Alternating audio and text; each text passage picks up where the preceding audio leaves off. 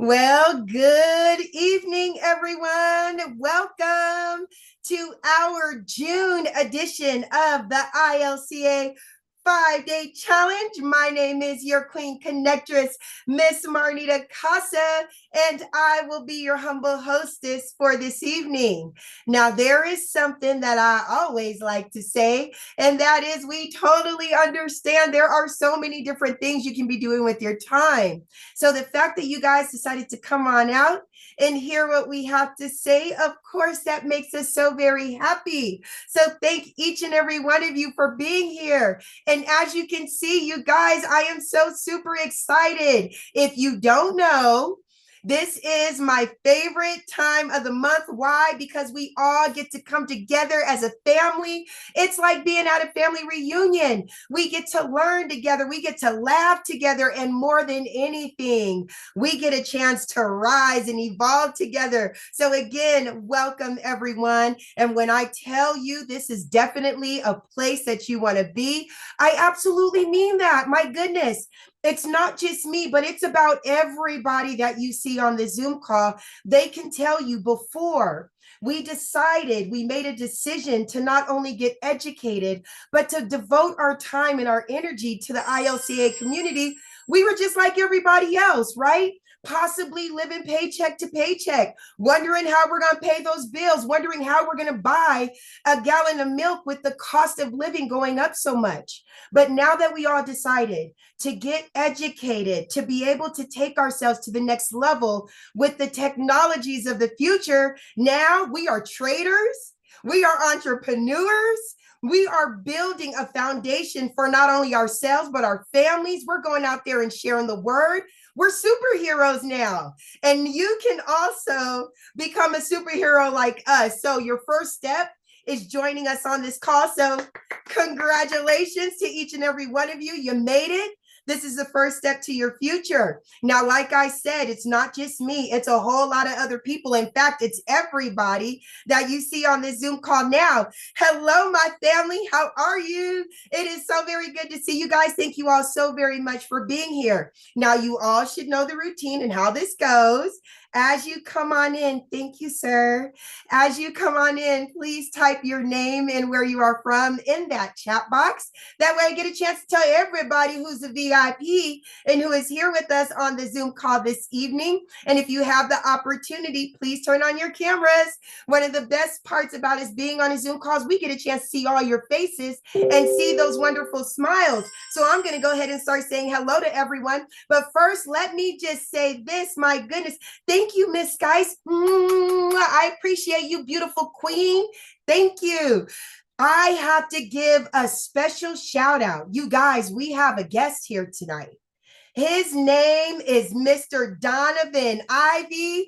Hello, cousin. How are you? It's so good to see you, and congratulations on graduating. We are all so very proud of you. So thank you so much for being here. It feels really, really good to have another family member with us. Yes, indeed.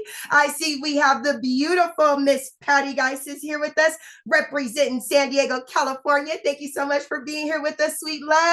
I see we have the Empress. I'm calling her Catherine Clement. Hi, baby. How are you? Thank you so very much for being here. It is always good to see you. Of course, we have a pillar of our community. I'm talking about Papa Leonard. Hello, sir. How are you? Yes. Thank you so much for being here. It is always good to see you, Leonard. I see we have the beautiful Miss Maggie is here. She is representing Canada. Hello, Queen. Yes, thank you so much for being here. It is always good to see you, sweetheart. Of course, his name is Wild Bill. Mr. William Duzinski is here. Hi, Bill. How are you, sir? Thank you so much for being here and for being a part of our community. Of course, my good friend, his name is Elton, is here with us tonight. There you are. Hi, Elton. How are you, sweet love? Thank you so much for being here. It is always good to see you. Of course, my partner in crime, I call her my angel. Her name is Joyce Easley is here. Hello, sweet love. Woo, woo. Give it up for Joyce. It is always good to see you, baby. I see you, Fetty. How are you, my friend? It's always good to see you, sir. Thank you so much for being here. I see we have the lovely Miss Tammy Gullies in the house. Hi, Tammy. How are you, baby? Thank you so much for being here. Of course, Miss Rita B representing San Diego, California is here. She's saying good evening to everyone. Hello, love. How are you? We can't forget Miss Judy E. Hey, Judy. She is also representing Canada. Judy, thank you so much for being here and for being a wonderful part of our community. Of course, there is Miss Carla Arrigo. Miss Arrigo is representing St. Louis, Missouri. There she is. Hi, baby. Thank you so much for being here. It is so good to see you. And I have to say this. Mr. Ivey did a call to action. He said, where are the women at? We're showing up tonight. Hello, ladies. Yes, I love to see it. I love to see it. There is Mr. Nathan Hansberger. Hi, Nathan. How are you? Thank you so much for being here. Nathan is representing Las Vegas, Nevada. And we have another special guest. My goodness, the family is here, you guys. We have Mr. Ivey's brother, Dr. Devin Ivey is in the house with us this evening. Hello, cousin. How are you? What a wonderful thing to see you here. Thank you so much for being here. Devin says hello to everyone. Thank you so much for being here. It is so good to see you, sir. I see we also have Miss Doreen Buckner. She is coming all the way in from Anguilla. Hello, Doreen. Thank you so very much for being here. It is always good to see you, baby. I see we also have Chris is in the house. Hello, Chris. How are you? Thank you so very much for being here. Oh my gosh, it is so very good to see all the men, the Ivy men are showing up for us this evening. I see we also have Mr. Don is here. Hello, Don. How are you? Thank you so much for being here. Oh my goodness, Devin, it is so very good to see you. I'm so glad you're here. Thank you so much. And we're just getting started. So you guys sit back, relax, grab yourself. We're learning about the blockchain tonight. Okay, we're at the top of the hour, so we're going to go ahead and get started. Again, thank each and every one of you for joining us on our ILCA 5-day challenge. My name is your Queen Connectress, and I am your humble hostess for this evening. Now, it is my honor to introduce you all to a man that for over 25 years dominated the direct sales industry. His cryptocurrency education is used by companies and universities worldwide. Now, for over 8 years, he dedicated his life to learning about blockchain technology and cryptocurrency, but he didn't just stop there. He decided to go out, share his information with the masses, and this was done by putting on fun and exciting Bitcoin boot camps nationwide at no cost. He has built wonderful communities and thriving platforms like you see before you now. So without further ado, it is my honor to introduce you all to Mr. Brandon Ivey. All right. Thank you, Miss Casa, for that introduction. And I have to give it right back to her. Miss Casa, you all know, is my executive assistant, also my cousin, but also one of the backbones of ILCA. She does so much work behind the scenes. You guys don't even know it. She's been here faithfully every single month we do this from the beginning. And her journey wasn't that long ago, as I shared on the coffee shop call this past Friday, how she got started 5-6 years ago.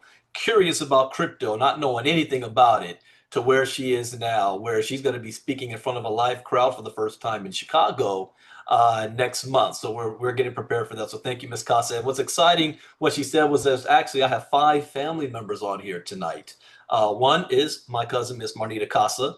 Her mother, Janelle's on here as well. And then both my sons, Christopher and Donovan Ivey, are here. And for the very first time, that I'm very excited about is my brother, Dr. Devin Ivey is here, and I'm actually going to share a story from his. He doesn't remember this, but I'm going to share a story about this journey, how we got here. We'll talk about blockchain. So this is something that you want to be sharing with your entire family, because this is something that is not just an isolated incident. This is not just a fly-by-night thing. This is not just a habit thing. This is something that's going to be here forever. And it's going to be the future. This technology, we just in Crypto Talk earlier this week saw an article that talked about that Bitcoin and blockchain is one of the most transformative technologies developed in the past 1,000 years. So those of you in our inner circle, remember us talking about that. And that leads to what we're doing tonight. So if you're brand new, because we're not just here on Zoom, we have a lot of members watching us as well on YouTube. So we welcome all of you members on YouTube. Go ahead, type your names in the chat box there as well. We can recognize you also. And so we're excited for you to be here, especially if this is your first time hearing anything about Bitcoin or blockchain. I promise you that by the time you end our series, you're going to be far more informed than you were, even if you think that you're a little bit more advanced by being a part of this. So how did this all come to be? I've been in the direct sales industry for, I can't believe this year is going to be my 27th year, almost my entire adult life. I've been in the crypto space since 2016. I was blessed to have enough success to walk off my job or retire in 2012 at the age of 36, and I've been working for myself ever since. I created ILCA 3 years ago. So we have a 3-year-old company that's growing right now. We are established. You can go to many companies are using my crypto education courses, even universities. If you have AI, ask your ChatGPT, your Pi, Brandon Ivey, ILCA, and they'll let you know who we are. We're one of the top 4 crypto education platforms in the world, and we're just getting started. Before I even created ILCA, I used to travel the country doing Bitcoin boot camps because I realized that most people have no idea what this crypto thing is all about. What Bitcoin is. Is it real? Is it fake? Is it a scam? Is it a Ponzi? Should I be a part of it? Should I ignore it? I'm scared of it. There's a million and one questions. I had those same questions as well when I first heard about it. So I traveled the country doing Bitcoin boot camps at no cost on a Saturday afternoon. And we've been to multiple cities from Chicago, multiple cities in Texas, Philly, Atlanta, Daytona, Tampa Bay, Orlando, Miami, Seattle, Portland, internationally in London, in Sweden. I couldn't believe I was in Sweden. But even in Sweden, doing these all the way until, COVID hit and we weren't able to travel. So we decided to do this 5-day challenge online from the comfort of your home. You don't have to travel anywhere. You don't have to pay any money. All you have to do is log in for 1 hour out of your time and learn some information that I know if you choose to take it seriously and advantage, it will change your life. So to backtrack, why I got involved in this space was I was looking for the next evolution of my career to move to the investor quadrant, being able to let my money make money for me. And if you ever read Robert Kiyosaki, you know what I'm talking about. And I heard about this Bitcoin thing that's going on, but there was no education around to teach me about it. No even formal courses in college universities had anything about it in 2016. I bought 3 Bitcoin for $640 a piece around September, October 2016. I sold them for Christmas presents in December of 2016 for $870 a piece. And I thought I was a genius. Said, I don't even know about this thing, and I made some money. Yet 1 year later, December 2017, Bitcoin was worth $20,000 a coin. That was the most expensive Christmas I had at that point. But now think about it. Bitcoin just clocked right before I looked here today at $105,000 a coin. That meant at one point I owned 300 and something $1,000 worth of Bitcoin at one point. Hindsight is everything, right? But in 2017, I decided to teach myself, which I don't suggest that you guys do. I spent 6 months going to YouTube and Google, and people say, Brandon, why should I get your crypto education? I just go to YouTube and Google. Good luck with that. I realized after 6 months that 50% of the information that I was received was incorrect, and the other 50% was outdated, and I couldn't ask YouTube questions. So I had to learn by trial and error. And there are 2 things that I learned that changed the course of my career. The first is that blockchain technology it's going to disrupt every single industry on the planet today, whether you like it or not, believe it or not, trust it or not. Your opinion of this is irrelevant. You're going to be driving down the street and you're going to start seeing Bitcoin ATM machines all over the place. You're going to go to a Starbucks and they're going to say, we now accept crypto for payment. You're going to go to your job and your job is going to say, you need to have a wallet because we're going to pay you in a digital currency. More than likely, it's going to be a stable coin. And how do I know that for a fact today? because the President of the United States signed an executive order in January that states that every federal agency by September of this year has to conduct all business transactions in a digital currency, a stablecoin. They just haven't chosen which one, which means all government contracts, all government pensions, and salaries, anything that has to do with transactions is going to be done digitally by presidential order. So that's a fact. The second thing that I learned is that cryptocurrency represents the greatest economic shift in wealth in the history of mankind for the most amount of people. And that's important to understand. There have been other economic shifts in wealth before. The third industrial revolution, the gold rush, the computer age, the space race, the car race. I mean, there's always been an opportunity, but not everybody had access to that opportunity. You know, here, you only need three things: a cell phone, which I don't have to convince you to buy, you already have one, access to the internet. But the third thing is the most difficult: a willingness to learn. A willingness to learn. If you have those three things, you can write your own check, because it doesn't matter who you are, your background, your race, religion, color, creed, whether you're a man, woman, or child even. Though one of the first books I saw on crypto was written by an 11-year-old called The Early Bird Gets the Bitcoin. It doesn't matter the color of your skin, your education level, if you were born in the right family, meritocracy. All that matters is your merit. Are you willing to work? Are you willing to learn? And if you have that, you can literally write your own check in this space. Bitcoin is the best performing asset of the past decade, period. Let me quiz you guys. I know my inner circle is going to know the answer to this, but who is number two? What is the second best performing asset of the past decade? Type it in the chat box. Let's see who's been paying attention. But this is number one by far. It doesn't even come close. So much so that the United States of America is now creating a Bitcoin reserve. What? And my brother, Dr. Ivey, is wrong. Judy is wrong. Marnita's correct. Who runs Berkshire Hathaway? You know, Warren Buffett. His stock is the second best performing asset in the world, but it's by far. Now, since my brother spoke up, I'm gonna tell you a little story about him.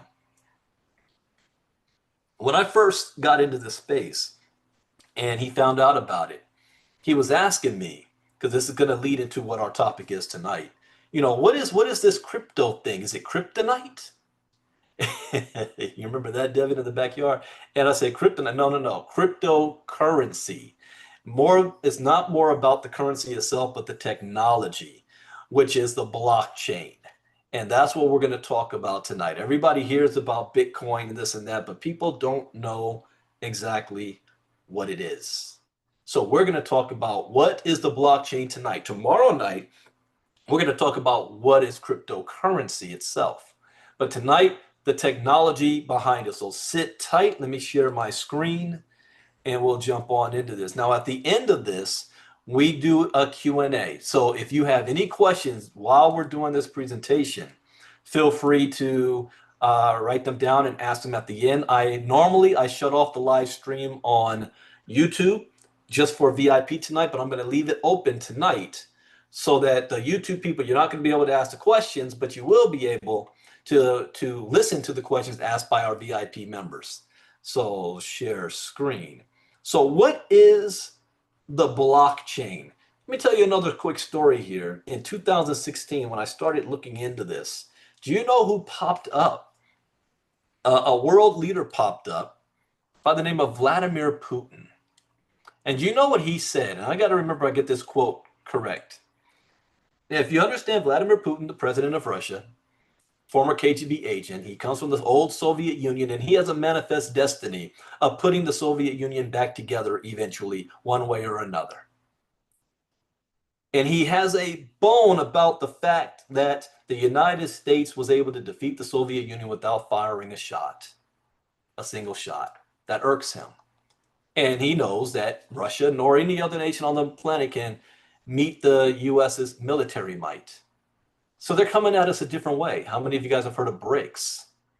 Inner Circle knows all about BRICS.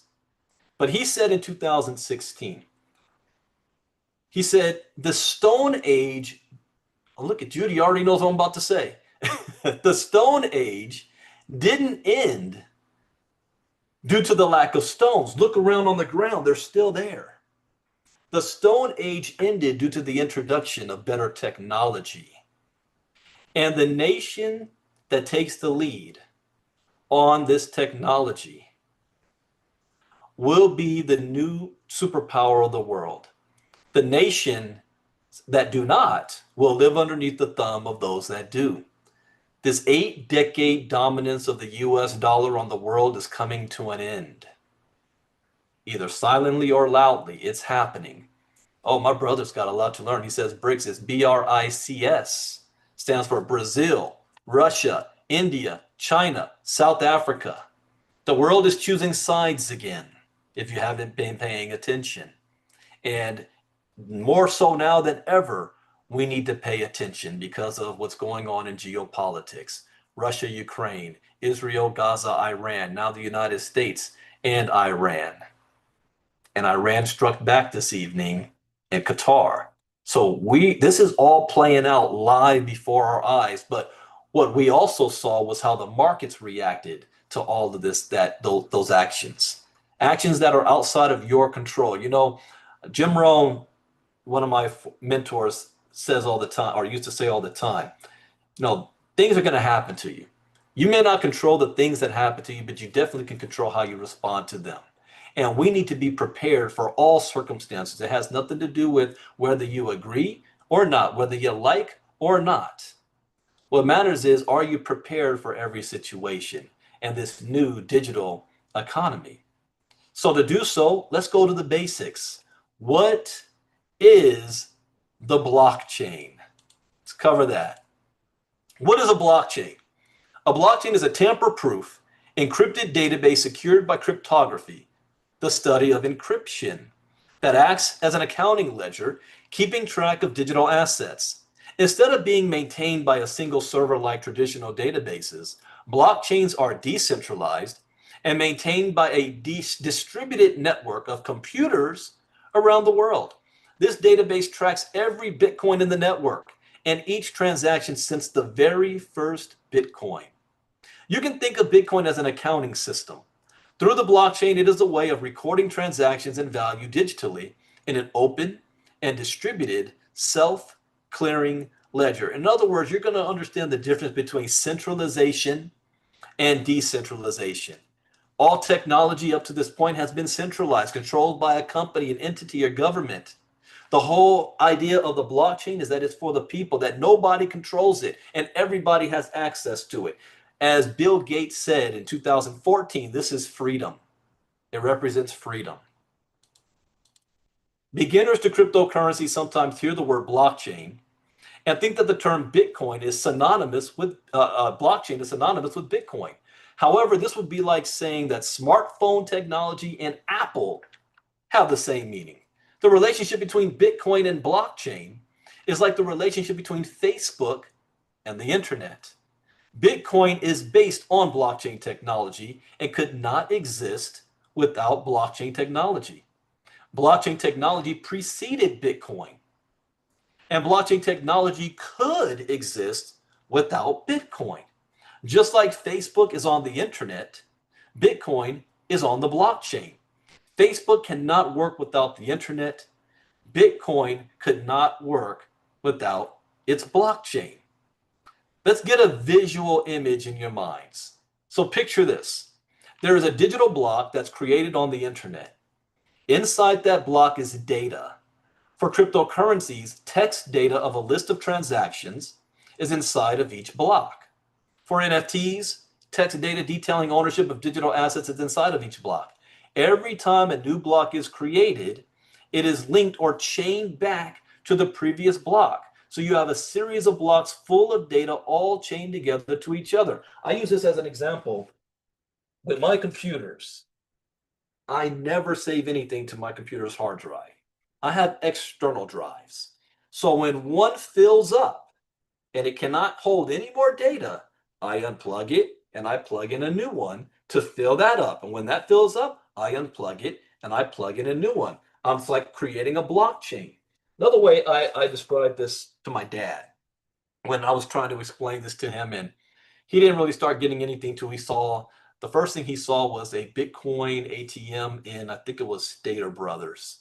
And then he saw at downtown Laverne signs on store windows that they accept crypto. And he started asking more questions. And I said, Dad, think of it like this. When he was a kid, my grandfather used to build toys for him, racetracks and trains that go around the Christmas tree. And even to this day, my dad always would put a big train track around the tree, or especially for my sons. And I said, Dad, that track, that's the blockchain. The train running on it, that's Bitcoin. That's cryptocurrency. I was like, oh, okay. Understand, when I wrote these courses at the beginning, I always did them in a way that I said that my mom can understand.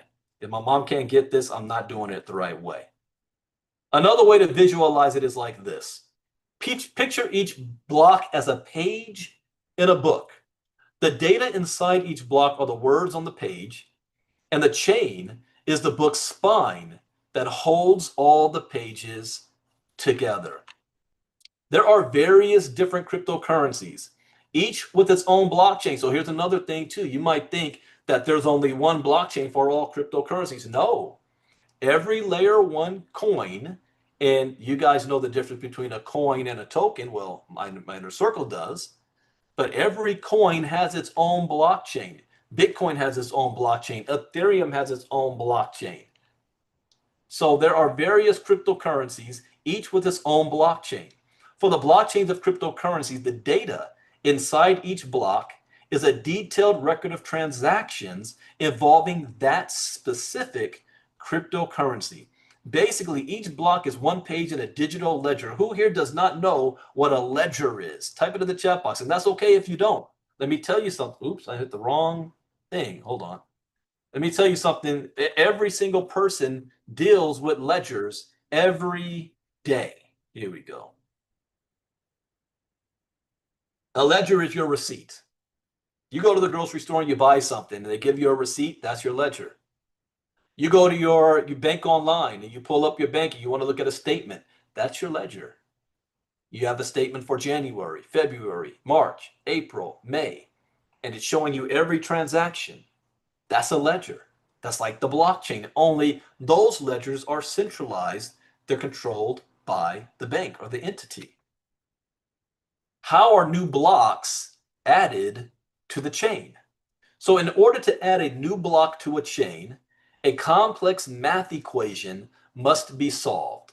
For Bitcoin's blockchain, basically somebody needs to guess a number between 1 and 4 billion in order to add a block to the blockchain. This requires a vast amount of computing power, as well as some time, roughly 10 minutes per block on Bitcoin's blockchain. So when you hear about Bitcoin miners, this is what they're doing. See, people think that Bitcoin is created out of thin air. No, Bitcoin is a reward for proof of action. Somebody must take their time, buy equipment, program it, plug it in, and pay the electricity, and then compete with all the other miners to be able to close the block. And the reward for you doing that, how are you getting paid? People are going to do that for free. Your reward is Bitcoin. Now, the value of Bitcoin can change. It was pennies in the early days. Now it's $105,000 per coin. It takes roughly 10 minutes per block on a Bitcoin's blockchain. The individual or group who guesses, why do I do this every month? I forget to update this. But the individual or group who guesses the correct number creates the new block and is awarded is now 3.125 Bitcoins. Now, why is that different than 6.25 Bitcoin? Because every 4 years, Bitcoin goes through something called a halving. Last year, our 5-day challenge, we did one just on Bitcoin halving. So every 4 years, that cuts in half. And why does it do that? It's like a countdown clock. There's going to be 21 million Bitcoin ever in existence. 19 million have already been mined. The very last Bitcoin will not be mined until 2140. 2140. What do you think the value of Bitcoin might be by then? If at the very beginning it was worth pennies, today it's worth six figures, where do you think it might be in just 4 years from now? So this process is called mining, but really it should be called something like creating a new block by guessing the correct number. The fact that it is so difficult to add a new block makes it so that no one organization can ever add too many blocks in a row. It would be like the same person winning the lottery over and over again. The fact that blocks are so difficult to create is also the reason why they are so tamper-proof and immutable. So now we know what a blockchain is, how blocks are created, and what each block is filled with is a digital ledger of transactions. So Bitcoin's blockchain is only recording every single transaction that Bitcoin is having. So everything is in the open. The one thing that's not in the open is who is doing those transactions. That's where it's anonymous. To understand the significance of blockchain technology, we must go back in time and look at ledgers and their function. A ledger is simply a documented record of transactions. A blockchain is a ledger. A blockchain is a documented record of transactions. And I see the light bulb going off in my brother's head. See, Devin, one thing I was trying to tell you is that unlike real money, or what we might think is real money, the government can print this whenever they want. When they print this, are they discovering more gold? In fact, I have another story about my brother, but I'm going to save that for tomorrow when we talk about what are cryptocurrencies. So you guys got to come back for that one. And that's a good one. You got to come back. But this is not finite. It's infinite. However, Bitcoin, like gold, is there an infinite amount of gold in the world? Or is it a finite amount of gold? What makes gold valuable?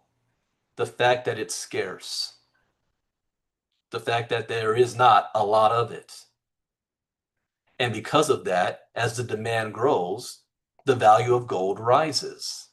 Well, if you only have 21 million Bitcoin, and there are more millionaires and billionaires in the world today than there are Bitcoin, which means they can all afford to pay $105,000 for a Bitcoin right now. Problem is, there's not enough Bitcoin to go around for all of them to have one whole Bitcoin. What do you think happens when they figure it out?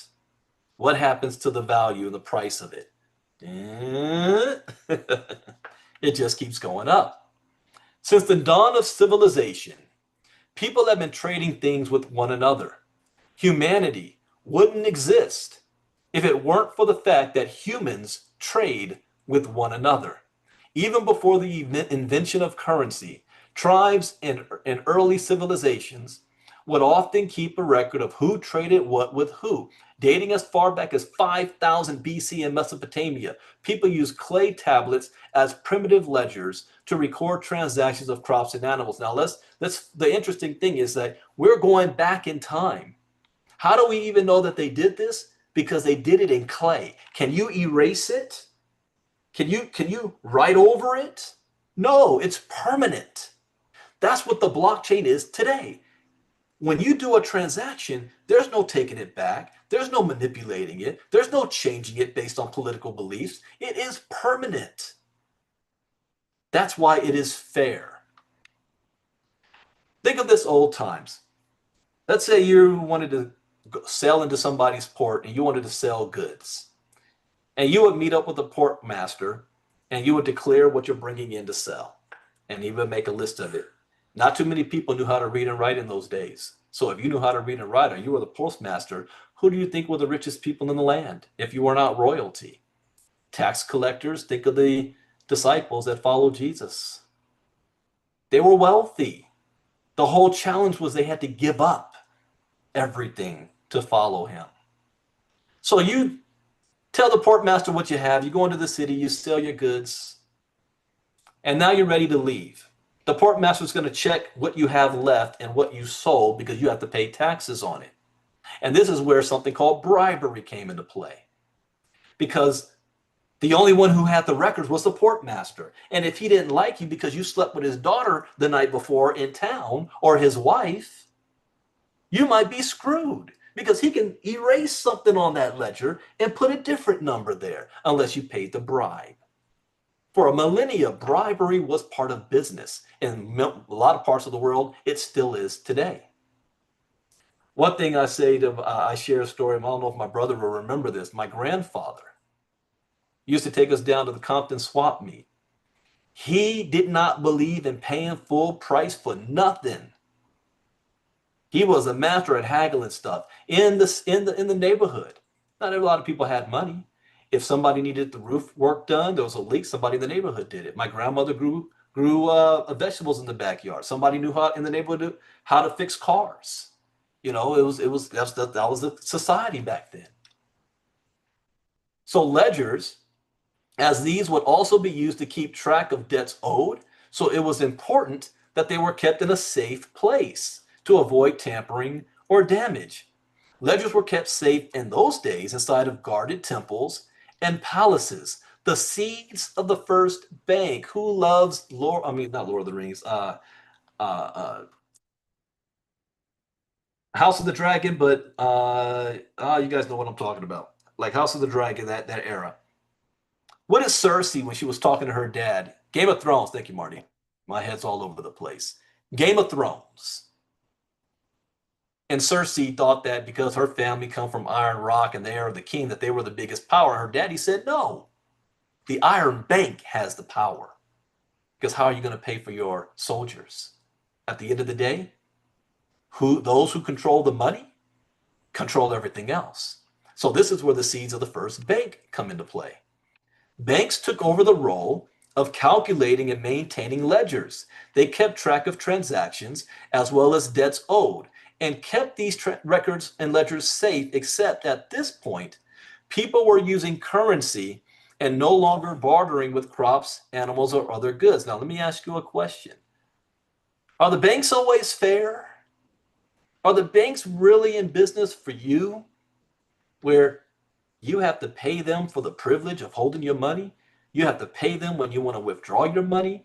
You have to pay them if just to do anything. And then they take your money and they go out and they loan it out and make money for themselves on your money. In fact, by law, they're only required to hold 10% of your money in the bank at any given time. I learned this lesson when I watched It's a Wonderful Life as a kid. George Bailey's Savings and Loan. And I understood how that worked. I didn't understand. I didn't really get it at first. When everybody ran on the bank and they wanted their money, and George is like, Mary, your money is in Sally's house. George, your money is in Bob's farm. So the banks created an entire institution to take money they didn't earn and make money off of it. And nobody else would be able to. You see that? No one will believe how many. You guys hear me talk about this movie all the time. My brother's just telling you right now. I watch this every year. You know, this is one of my favorite movies of all time. Let's talk about the modern banking. For centuries, people have trusted banks to keep and maintain. Now now that my brother's here, I gotta be careful. He knows all the secrets. For centuries, and he's willing to tell them. People have trusted banks to keep and maintain ledgers, which is records. People agree with the information in a bank's ledgers and trust that that information is safe from tampering or damage. So there's that word trust. You want to know the one time an American president used that word to save the economy? Who remembers 2008? What happened? The greatest recession since the Great Depression. The banking industry and businesses screwed over the people and caused that whole collapse. And George Bush did a famous speech right before there was panic. And George Bush said, relax, trust us, because this current system is not based on that anything is backed by anything, but trust of the government. In fact, like I said, I got a story about my brother tomorrow. Trust in the government. The businesses and banks too big to fail, they got bailed out with your taxpayer money. How many of you got bailed out? How many of you still haven't even recovered from that? I was laid off from my job indirectly because of that. But those businesses got bailed out. What about COVID? Do you know that 40% of money in circulation today was printed during the COVID era to keep the economy afloat? Why do you think there's inflation? Because there's too much money floating around out there. But we don't have another choice because we have to trust that our bank officials and government officials aren't going to be corrupt and are going to do the right thing. Because everyone agrees with the information in the bank's records, banks are often used as an intermediary for transactions between two parties. When you swipe your debit card at the grocery store and at the point of sale terminal states that the transaction has gone through, the grocery store trusts that you've paid. The grocery store trusts your bank's records.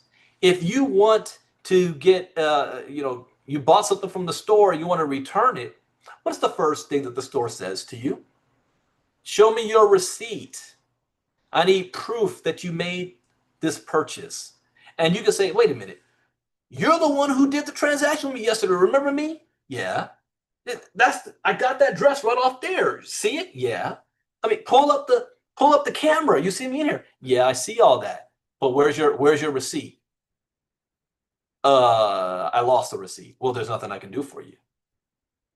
That receipt.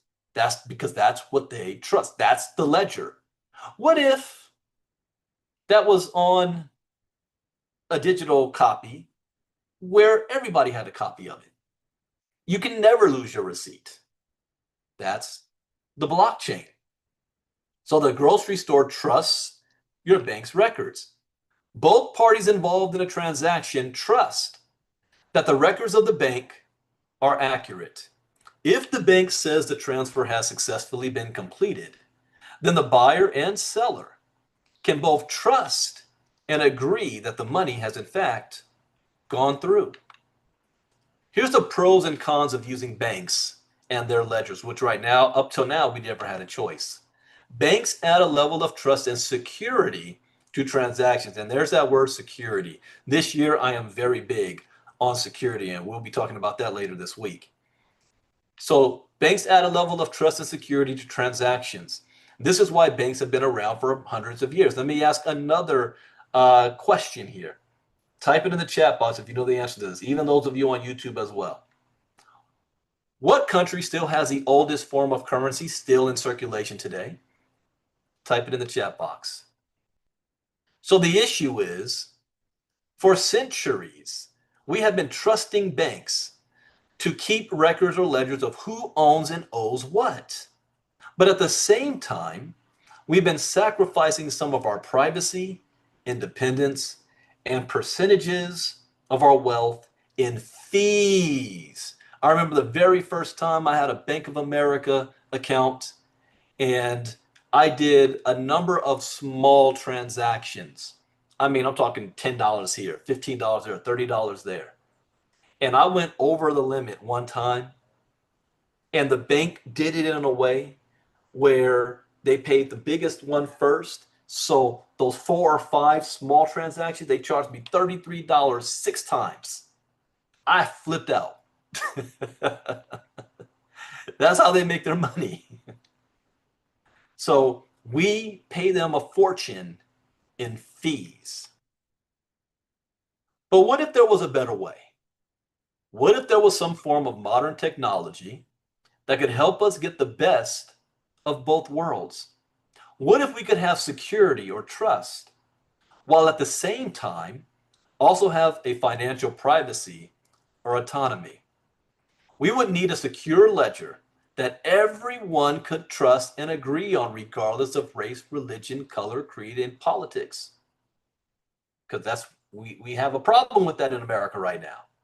Not everybody can trust and agree on the same thing. So we would need something that everyone could trust and agree on, and that wasn't able to be controlled, interfered with, or manipulated by any person or institution. We even have our president right now trying to manipulate and interfere with the Federal Reserve and Jerome Powell. So, is there a system that allows us to do this? Yes. Enter blockchain technology.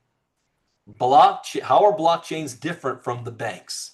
Blockchains are distributed and publicly accessible. A blockchain is a digital ledger, but it is a ledger that everybody has access to, yet nobody can tamper with or control. Now you understand why, in the early days of this, the government, the banks, the businesses were all against it. Because they want to have the control, not you. Historically, ledgers and records have been centralized, locked up, and stored by one institution that has access and control. Can any of you guys just walk into the Fort Knox right now and do an audit of the gold? Or what do we find in Inner Circle Talk today about the New York, the European countries? They want to pull their gold out for the first time in 80 years. For cryptocurrencies, the entire ledger is out in the open and accessible to who? Everybody. Everybody. Blockchains are anonymous. When you look at the Bitcoin blockchain, you will notice that you don't see the names, email addresses, or any information about the sender and receiver. All you see are transaction hashes and wallet addresses. It is almost impossible to determine someone's identity. I have to use that word almost. When we get into more advanced stuff, I'll show you how they can kind of find out. But almost impossible to determine someone's identity based on these strings of random letters and numbers. This is the paradox of Bitcoin. Everybody can see all of the transactions, but nobody can see who is doing the transactions. Blockchains are decentralized. For almost every major cryptocurrency, nobody owns or controls the ledger, which is the blockchain. The blockchain is available for anyone in the world to see, no matter where they are. All you need is an internet connection. Having a decentralized ledger plus the inherent security of a blockchain eliminates the need for an institution, bank, or government to be the middleman. Having a transparent, distributed ledger, a blockchain, means that cryptocurrency is open to everybody on the planet. An entire 31% of adults in the world do not have access to a bank account. Now think about that. If you don't have access to a bank account, you're really logged out of or blocked out of the wealth building system. You can't get loans, you can't buy a house, you're not going to be able to buy a car, get credit. So we got 31% of the world's population is locked out. But if you have access to the internet connection, then they can access cryptocurrencies. Blockchain blocks require majority agreement to be valid. What makes a blockchain so secure is the fact that it is distributed. There are multiple live versions of each blockchain. Think about this. There's more than 1 million Bitcoin miners in the world. If somebody is able to tamper with even one block on his live version of the blockchain, then everyone else will instantly see that it doesn't match up with the other live versions and it will be discarded. As long as more than 50% of the live blockchain versions or nodes agree on something, the versions that are different are identified as false and ignored. And this all happens very quickly. Blockchain blocks are essentially immutable. Every 10 minutes, a new block is created on the Bitcoin blockchain. This block is filled with data of recent Bitcoin transactions. The data in the block shows a list of wallet addresses that have sent Bitcoin to other wallet addresses, as well as the amount of Bitcoin sent. Now, that's the Bitcoin blockchain, but you have other blockchains out there that have a whole lot more data and information stored in it, like contracts, NFTs, data that has nothing to do with just the transaction itself. So the data in the block shows a list of wallet addresses that have sent Bitcoin to other wallet addresses, as well as the amount of Bitcoin sent. Once the block has been mined and the data is written inside, the block is closed and becomes added to the end of the blockchain. At that point, it is almost, I got to use that word almost, impossible to edit, modify, or remove. It's like writing in wet cement, just like back in old Mesopotamia clay tablets. And once the cement hardens, the information written will be there forever. The block is basically immutable. Now, someone might say, is it possible to hack the blockchain? Well, if one individual or organization were able to gain control of 51% of the computing power of a blockchain, then they would be able to double spend their coins.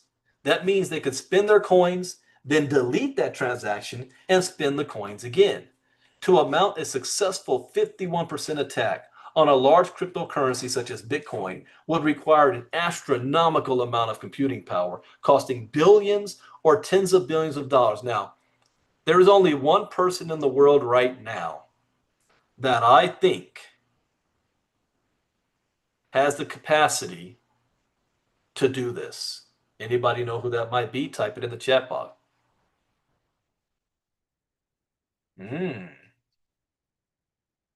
Hey, Devin, save your questions to the end for me. Who's that? Elon Musk. I think he's the only one crazy enough to do it just to prove a point. Why? Because he would have to spend billions of dollars to be able to temporarily tamper with one block. What is one block's worth? When one block is closed, that's 3.125 Bitcoin. Multiply that times $105,000. That's a little more than $315,000. So Elon Musk would have to be willing to spend billions of dollars just to mess with $315,000, just to say, I did it. And then it would be discarded almost instantly anyway. So that's why I have to use the word almost.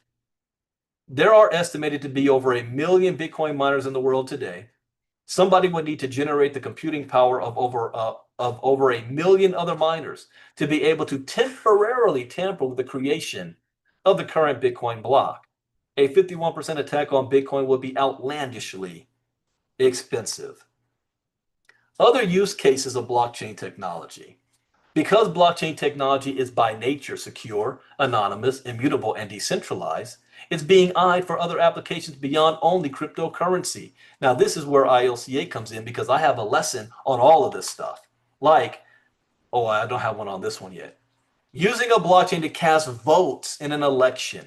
Oh, over the last couple of years, what has been one of the most polarizing things in American politics? We have a president who still claims the 2020 election was stolen. No matter what anybody says, the court, nothing. He believes it was stolen. And therefore, his followers also believe it was stolen. What if you put voting on the blockchain? So it's impossible for any type of cheating to go on. Even though I said that blockchain technology will disrupt every industry on the planet, voting will be the last one to be instituted because both parties like the system the way it is for different reasons. They like that autonomy. I remember when I was in politics from college and beyond, I was a delegate out of Atlanta, which 1996. And one of the things that was interesting is that every single county has different rules and laws when it comes to voting. And they like it that way. Every county, every city, every state. So for different reasons, both parties like it the way it is. So in my opinion, this will be the last thing on, but it will eliminate anybody's concern about whether an election is legitimate or not. What about using a blockchain to keep track of medical data? That is huge. Not only medical data, but ID. I remember when my mom was traveling in France, and I don't remember if she lost her passport some kind of way, and she needed to get an emergency one, and she contacted me to go over to the house and grab, if I could scan a copy of her birth certificate and all that stuff to send to the embassy. I was still shocked by her birth certificate saying Negro on it, but that's another story. But imagine all forms of ID and medical data that is put. Oh, it was Rome? I had it wrong. It wasn't. I've been saying Paris all this time. It was Rome. Okay, thank you for correcting that story. It was Rome. And just imagine, though, all of that, all of your data and this stuff in medical being kept on a blockchain that's secure. So it's not like your data is being stolen or your data has been compromised. That is revolutionary. Revolutionary. Well, I always thought that was Paris that happened in, but they were in Rome. Okay. Using a blockchain to keep track of the supply chain of food or other products. That is also huge. I have a whole lesson about that, especially with AI. 40% of all service-based jobs right now will be obsolete in 5 years. I hate to say it, but it is. Now, before people start screaming that AI is taking the jobs away, AI is not. People who are using AI will. So what does that mean? That's a skill set you might start wanting to learn about now. How to incorporate and use AI in whatever it is that you're doing right now. But supply chain of food, that's revolutionary. Imagine going to the grocery store, picking up an apple, and you can scan the QR code and you'll be able to see where that apple was planted, what country, how long did it take to get to all the way to the store and in your hands if there's any type of recall. All of that is tracked. That is another huge, huge industry. Using a blockchain to store authentic pieces of digital art, NFTs. Now, I have to admit, when I first put this together and I thought of NFTs, I only thought of NFTs as forms of digital art. I did not realize how much bigger that actually is. What that actually represents is tokenization of real world items. Let me ask a question and see if anybody can type the answer before Joyce does. How much money does that represent in the world right now? It's the reason why governments are jumping on blockchain now, why BlackRock is jumping on it, why JP Morgan just did what they did and partnered up with, was it Coinbase? That they just partnered up with. So did BlackRock. Ooh, Judy got it first. $867 trillion is on the move. Wait to Chicago when I talk about the river of money. In inner circle, who's the next billionaire that just made a huge shift today? You guys type the name of that chat box that we just learned in Crypto Talk this morning. That is changing his entire business model from real estate into what? Marnita's got it. Joyce got it. Grant Cardone. You think that this is just some little thing called Bitcoin? Your car, your house, things that you purchase, all will be recorded digitally and it will be in the form of NFTs. Just wait till the metaverse starts having a comeback. I have a whole lesson on that. What about using a blockchain to store personal identification information? That's where I should have shared the story about my mom. Or using a blockchain to store important deeds, such as for land or a home. You know, one of the things that is an issue in South Africa after apartheid is how do we return the land to the rightful people who own it before the colonizers took it and lived on it for 130 years? How many generations removed is that? How the family's gotten so big. I have a big family. We all come from Shreveport, Louisiana. If we get a notification that, oh yeah, some land was left to the descendants, and there's like 75 of us cousins, who gets it? I say me. I'm the oldest. My brother's second, kind of. Marnita, Jennifer, Marquita, I'm the oldest. But they have equal right to it as well. Remember in California, everybody heard of Bruce's Beach that the government took from a black family just by eminent domain, and they finally returned it what, 75, 80 years later? What if you put that on the blockchain? Deeds, records. It can never be challenged. It's just how it is. Hold on, age and birth order aren't everything. Well, the youngest would say that. But throughout history, we all know the kingdom goes to the firstborn. All right. On that, as a disclaimer, this information is intended for educational and training purposes only and should not be construed as investment advice. As with all financial decisions, you should contact your licensed financial advisor before investing in any financial instrument. And that, ladies and gentlemen, is the end of our day one of the 5-day challenge. What is the blockchain? So you should have a better understanding now than when you first came here on what this is. And especially those of you, some of you have been here on every 5-day challenge, and I can still say you're going to learn something different every time, even though it's the same information, because things are always changing and growing, and we have new information. And my brother on here telling stories and whatnot about me. So you never know. Let me check. My boys still on here? I'm going to be asking them questions, Donovan and Chris. All right, so here's what happens next. Normally, I would shut off the live on YouTube, and my VIP members here will be able to ask a couple of questions. I'm going to be bringing Miss Casa up to do the Q&A, and we invite you back for tomorrow. But tonight I'm going to leave the live stream on so that you guys can see what it is. And if you're asking, how do I become a VIP member? How do I get to hang out with the cool kids on Zoom? Well, these are individuals that are part of our inner circle. They're gold members, and they are part of our community.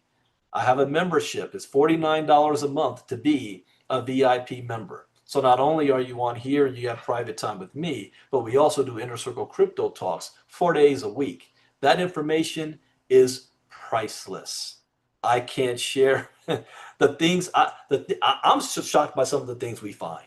It's priceless, and it's more intimate to be with us every day to learn and grow. So we encourage you, if you like to be a VIP member, then you want to get back to the person who invited you, and they will show you how to do that. Or you can go to ilcaapp.com. I'm sorry, ilca.app. ilca.app, and choose the inner circle to be a VIP member. So before I bring Miss Casa up, tomorrow we're going to come back at the same time.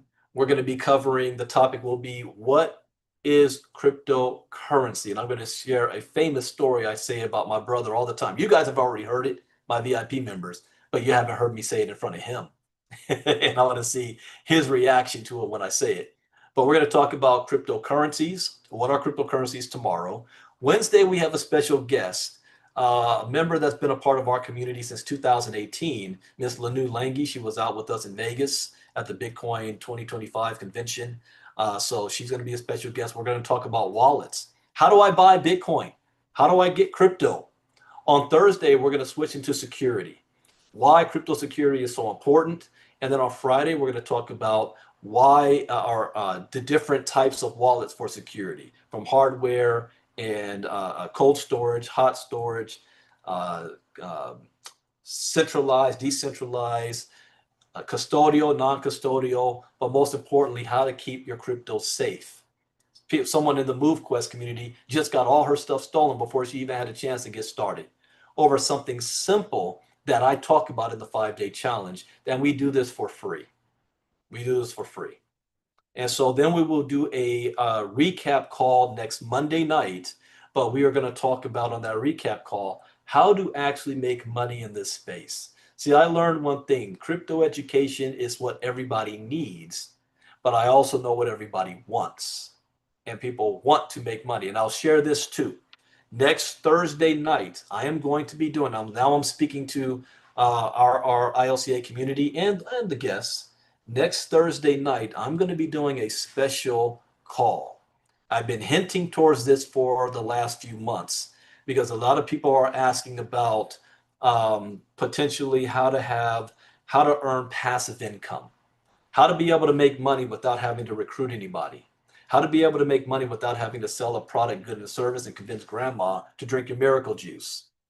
And so I'm going to be sharing more information, but I'm only sharing that with the inner circle. This is not going to be public. It's not going to be televised. It's not going to be on Facebook Live or YouTube. It's going to be private, not even to the ILCA community unless you're an inner circle member. So you have between now and next Thursday to upgrade yourself, if you haven't, to be in the inner circle.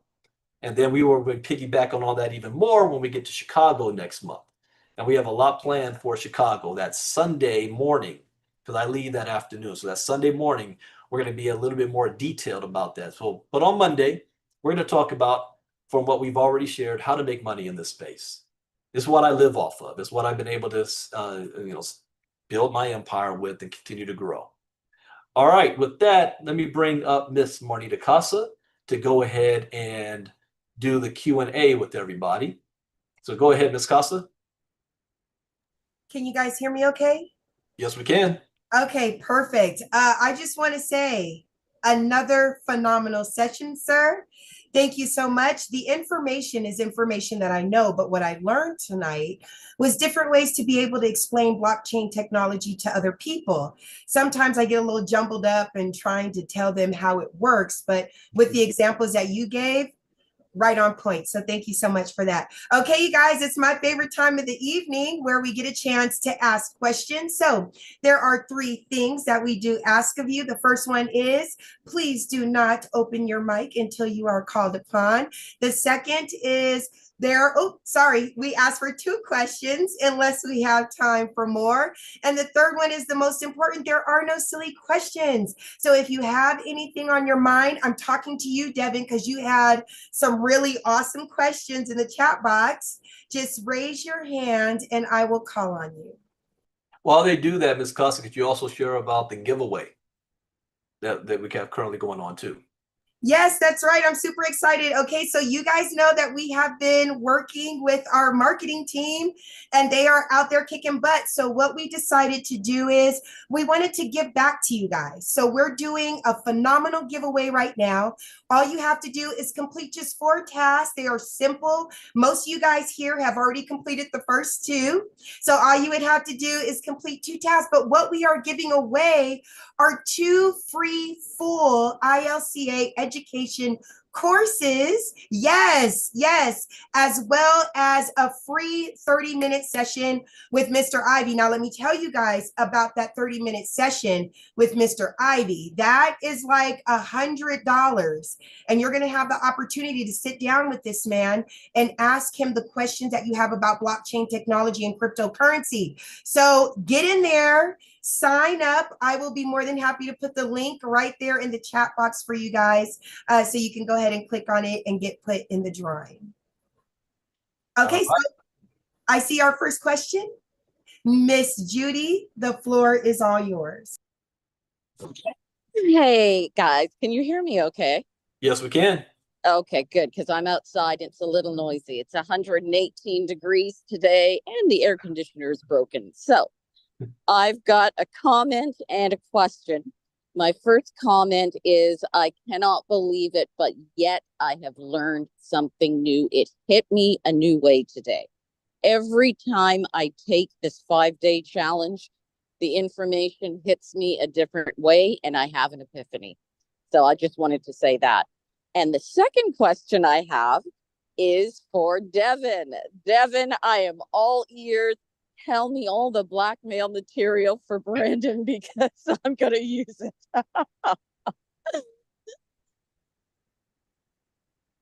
Oh, he can't speak right now, but Devin, definitely respond, okay? Because I am right there. If you want to drive your big brother nuts, I'm the one to do it. You know I love you, Brandon. All right. Well, thank you, Judy. Well, thank you for that epiphany. Like I said, every time, everybody, you learn something new every time you go through this. It's inevitable. Okay, so thank you for that, Miss Judy. Okay, Devin, don't run and hide. We need you back up here. I see that you have your hand raised, so the floor is all yours, sir. Yeah, thank you, thank you. First, I do want to just say quickly as a shout out for my mom. She actually ran a $100 million water quality lab for Metropolitan Water District. So when Brandon says that he's trying to make sure he's explaining something at a level that she can understand, y'all, that's a really high bar. So just want to put that out there. And then secondly, I have 1,000 questions about cryptocurrency, and maybe they're better suited for tomorrow. I'm trying to understand the different types of coins out there. Are they all connected to the same blockchain? And if not, then does that mean each coin has $20 billion potential combinations that can go with it? Very And I'm more good than happy to, question. yeah, and I just real quick, I'm more than happy to share all the tea, all the way back to third grade. But I think we'll need another session for that. Oh, I'm gonna get you tomorrow. I'm gonna get you tomorrow. All right, thank you for that question, Devin. Dr. Ivy. First and foremost, there are thousands of coins on the market. Type in the chat box if you know what are those coins called if it is not Bitcoin. What are those coins called? And not all of our coins. That's right, altcoins, altcoins. So here's the difference. You might hear the term altcoins and tokens. An altcoin or a coin itself is anything that's not Bitcoin. And that's just why, because at the time there was only maybe one or two. Now there's thousands. So if it's not Bitcoin, they call it an altcoin. But to have the term coin means it has to have its own blockchain itself. And that blockchain is different than Bitcoin. They have their own white paper. They have their own tokenomics. They have their own value as far as how many are available. So right now you can have coins that have anywhere between just 1,000 ever in existence to some that have billions, if not a trillion coins. Those are the ones we call meme coins. And because of that, you're able to determine how high can that coin potentially go. If there's a coin that has 21 billion tokens, then it will never reach $105,000 a coin like Bitcoin. Why? Because Bitcoin only has 21 million. And each blockchain does something different.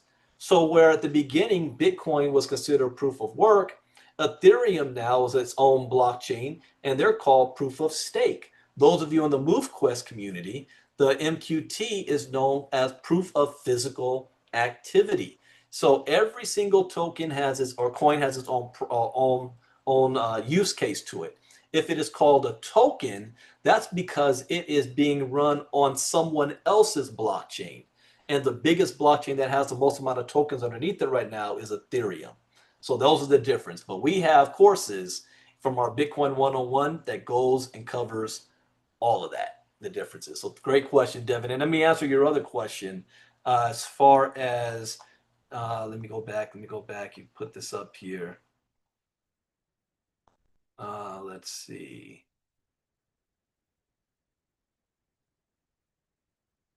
There was a vertical, I think you asked. Does each coin type have its own set of blocks? Oh, you want to, yeah, go ahead and ask me that again. You had another question. Yeah. Okay. So if the Bitcoin or the blockchain essentially is a ledger, then ledgers don't have to be held or maintained after 7 years. So does that mean for Bitcoin and the blockchain that every 7 years or every certain number of years they're destroyed or deleted, purged, No. and then there's an opportunity for new mining? Got it. That's the greatest thing about blockchain. It's there forever, just like the Mesopotamia clay tablets. Once that block is closed, it's there forever. So you can go back on the blockchain and see the very first Bitcoin mined and moved today. In Inner Circle earlier this week, we talked about Hal Finney, where Hal Finney was the first one to get Bitcoin transactions from one wallet to another directly from Satoshi. You can go back and see every single transaction. So that's a great question. A phenomenal question, one that I would have never thought to ask. So thank you so much for that, Mr. Devin. Is there anyone else that possibly had an aha moment or has a question for Mr. Ivey? All right.